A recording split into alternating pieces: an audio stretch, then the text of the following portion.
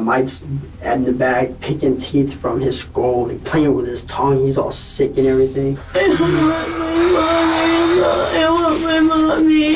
Is the single most cold, calculated, premeditated case of murder that I have ever seen. Seath Jackson was murdered on April the 17th, 2011 in Summerfield, Florida. He was killed by 2 teenagers and 3 adults. Seath was dating a 15-year-old girl named Amber Wright. However, Amber began seeing an older boy by the name of Michael Bargo. Emotions escalated.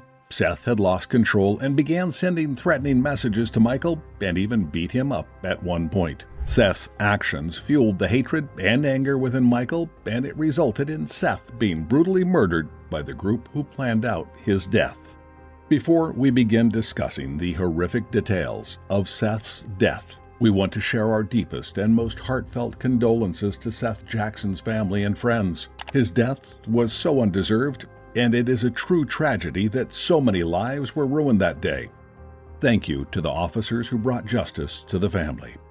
Seath and Amber Wright started dating when Seath was 14 years old. They met at Bellevue High School. Initially, it was going well. They seemed happy and got along. But about 3 months into their relationship, things started to get a little rocky. Instead of ending things nicely, things got a bit messy. It turns out that Amber cheated on Seath with 18-year-old Michael Bargo. Understandably, Seath was upset at Amber for her decision and took his disdain publicly. He refused to ignore what had just happened and move on. He wanted Amber and Michael to pay for what they had done. He started to bully them online. Facebook posts before the killing proved to show that they were having quite a bit of trouble leading up to the attack. They were both fighting back and forth through messages on Facebook, and Michael even joined the chat at some points. Seath was furious at Amber and called her a slut and a cheat on Facebook for all of the world to see. At one point, he even accused Amber of using meth. Their conversations went back and forth, and none of it was pleasant. Amber shared on Facebook that she had never loved Seath and she just wanted him to leave her alone. This clearly made Seath even more angry. To fuel Michael's anger towards Seath, Amber lied to Michael and said that Seath was physically abusing her and had been through their entire relationship. On multiple occasions, Seath had threatened Michael on Facebook and kept on challenging him to fight.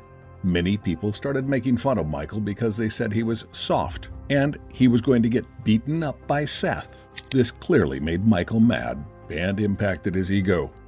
Michael was kind of a disaster. He had a record for multiple things, including burglary, and he had been arrested multiple times prior to the killings. He had a reputation for trying to be a tough guy and wanted everybody to think that he was cool and that he was a troublemaker.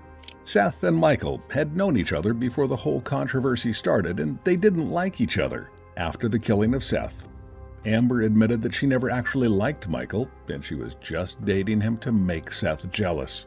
That seems a little hard to believe. Amber's brother, 16-year-old Kyle Hooper, was dating a girl for a little bit. The girl ended up breaking up with him over the phone.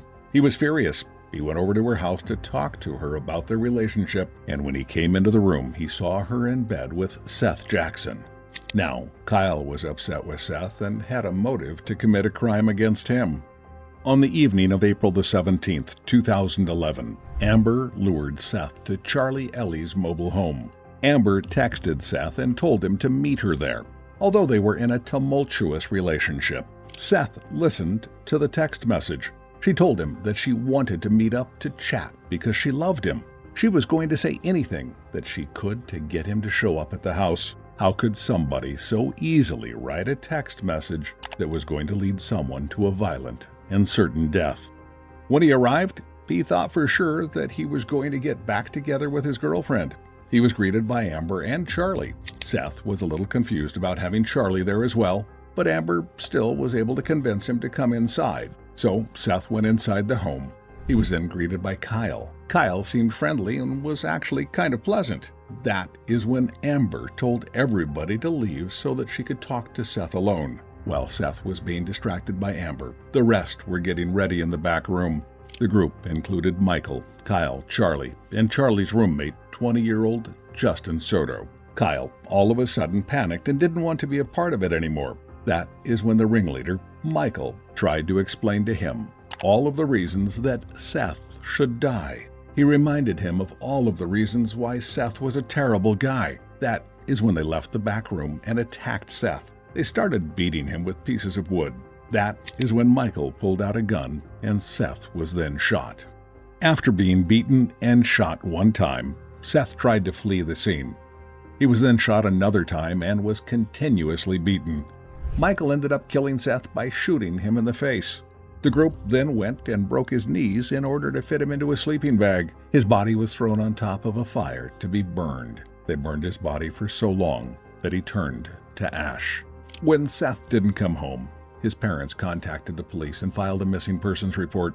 The police began searching for him, but didn't know where to start at first. But then Kyle Hooper, one of the boys who killed Seath, confessed to his mother about the murder.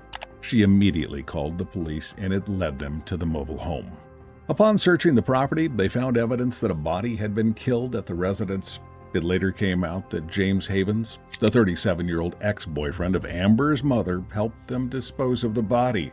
Michael was found an hour and a half away from town because he'd hitched a ride from James to dispose of the ashes of young Seath Jackson. The interesting thing about James is that he knew about the plan the entire time. He knew that the group was going to lure Seath to the house and they were going to beat him and shoot him.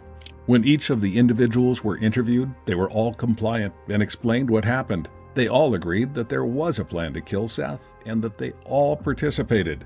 All of them shared the exact same story, and it seemed to all be very consistent.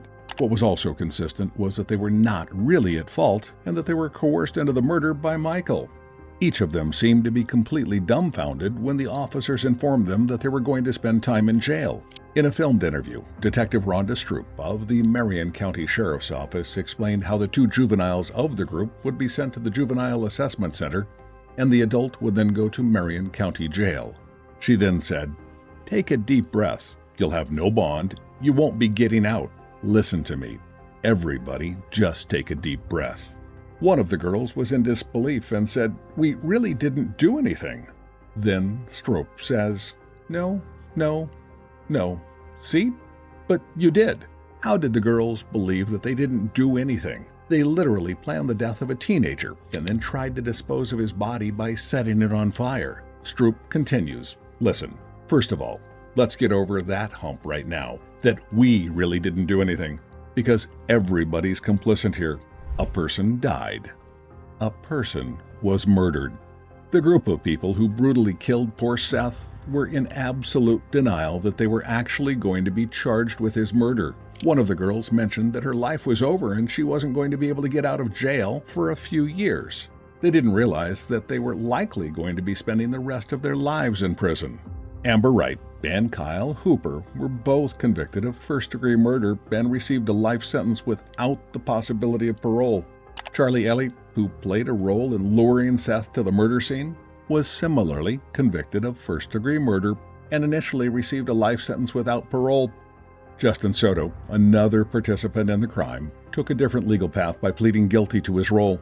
He received a life sentence, reflecting both his admission of guilt and the gravity of his involvement in the murder. James Havens, who was convicted for being an accessory after the fact, received a 10-year sentence for his involvement. The most severe sentence was reserved for Michael Bargo, identified as the mastermind behind the murder. He was sentenced to death, becoming Florida's youngest death row inmate at the time. Don't forget to like, share, and subscribe to our channel if you found this video interesting. Let us know your thoughts in the comments below. Ring the notification bell so that you're always updated whenever we upload a new case.